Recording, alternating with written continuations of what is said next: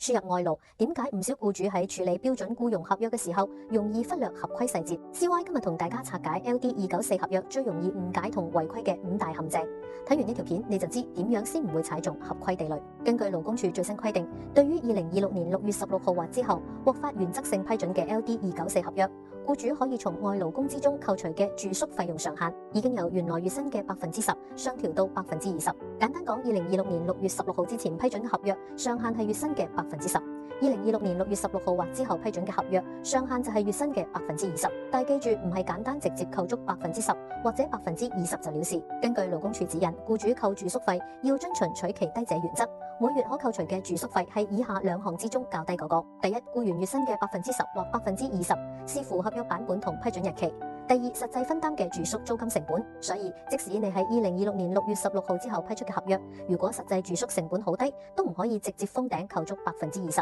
第二個陷阱，有啲僱主誤以為標準僱傭合約訂明嘅僱員權益較多，於是私下要求輸入勞工簽署補充協議，例如試圖減少假期、調低加班費或者更改薪酬結構。但係記住，任何令僱員權益變差嘅改動喺法律面前通通無效，一旦俾人舉報或者被勞工處查到，僱主除咗要補差額，仲可能影響之後申請輸入勞工，甚至有機會面對法律後果。第三個點，合約上寫明職位係清潔工，但係實際安排外勞做收銀、侍應或者洗碗，輸入勞工只可以做 LD294 合約入面指定嘅職位同職務，隨意更改工作內容，屬於違反入境處嘅逗留條件。僱主同外勞都可能要承擔法律責任，外勞更有可能被遣返。第四個陷阱，跨店或者跨公司調動工作地點。有僱主以為公司有多間分店，外勞就可以邊度唔夠人去邊度，但外勞只可以喺合約指定地址返工。如果想改工作地點，一定要事先向勞工處申請，攞到批准先可以調動，否則就屬違法。第五個陷阱，扣除法律規定以外嘅雜費。除咗合法住宿扣費同預支工資之外，有啲僱主會私下扣制服費、